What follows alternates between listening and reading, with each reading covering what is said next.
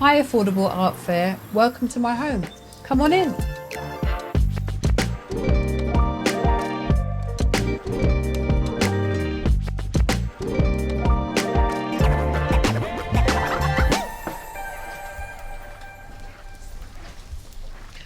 Hi, I'm Natasha Landers. I'm an interior designer, an avid art collector, and the founder of the Lemon Seed Project, which is about curating a space for Black artists within my home.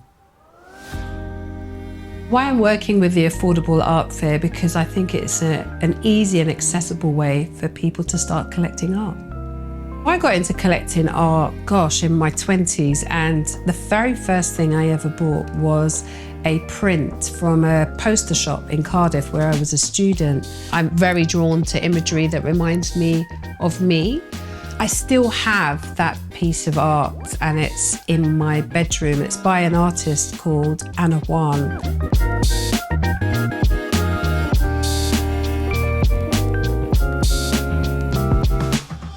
So this is my living room and it was redecorated about a couple of years ago now. And so I was very purposeful about the art that I put in here. There's lots of colour in here. The ceilings are bronze green, there are greens and yellows around. So every piece of art in here reflects that colour. I have all different forms of mediums of art in a room, and to me that adds to the eclecticness of what my home is all about. This one in particular is on aluminium and it's a digital piece. And this image really reminds me of me because as you can see I'm wearing a hat. I love to wear hats, so I was drawn to this and it has all the yellows, the greens that are in this room, so it's the perfect space for this piece. So this sculpture is on long-term loan from an artist friend, a sculpture friend called Gary March, and he works with different mediums but particularly with wood.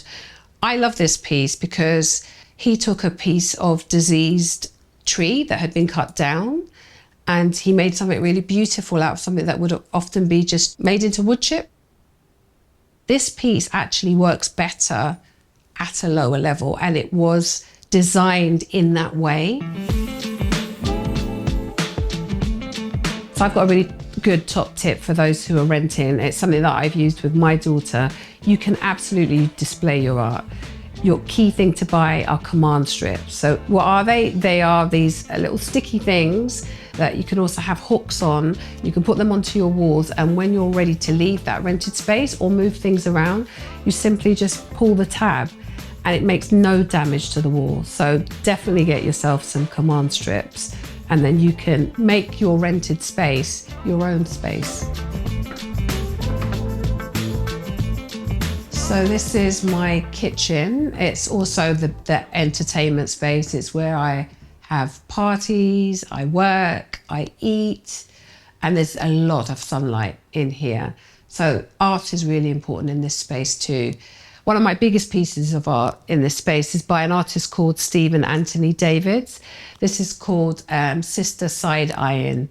And in Caribbean culture, if you're side eyeing someone, then you're exasperated with them. So it's a really lovely visual and great colour around it. Yeah, I love this piece. This is my newest acquisition. It's by an American artist called Jess Owens Young. And I was drawn to it. Again, colour is always the thing that draws me in. But it's also, it's drawn on a piece of newspaper. So again, there's this thing about playing with texture and colour. And I just simply framed it in a box frame. The other thing that can be renter friendly actually is that you can have art propped up.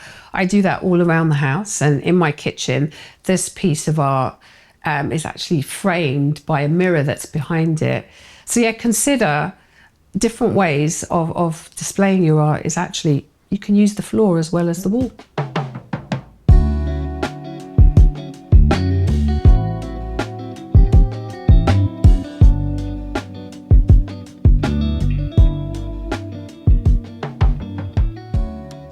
Come on then. So once your collection starts to grow, like mine has grown over the years, you might want to consider doing a salon hang like I've done in the hallway. For me, I don't like uniformity. So again, it demonstrates my style. They're all eclectic. They don't have anything in common. And I think that works really well, actually. Sometimes people do it where they have the same frames, but actually I think it adds more texture to my wall. So some of them are ornate frames. I've got a mask up there. Some of them are oils and some of them are photos. Consider that as a way to be able to display your art. And it's very impactful as well in that way. I came across Margot on Instagram and loved her imagery, and the colour is amazing. She also exhibited at the Affordable Art Fair. When I bought this piece, I knew exactly where it was going to go, which isn't always the case for my art, but this piece spoke to this part of the hallway. So this is my bedroom, and it has the first piece of art I ever bought over 30 years ago.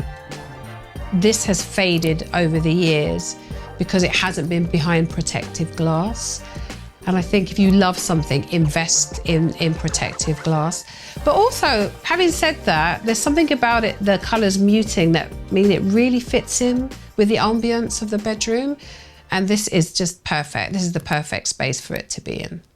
So something that you should consider as new collectors around affordable art is, as well as going to somewhere, of course, like the Affordable Art Fair, is thinking about craft fairs as well. This piece here on the dressing table is by an artist called Studio Imo, and I found out about her at a craft fair and loved what she was doing and bought a piece, and it's now become an investment piece for me because she has blown up. So the other thing to think about is that it's just as beautiful being propped on top of a dressing table as it would be hung on a wall. If you look at my living room, the art in there is very bold and it's very bright, whereas deliberately in my bedroom, I've made it very muted and very calm. I'm someone that has insomnia, so I definitely don't need neon in my bedroom. So think about what creates that sense of calm for you.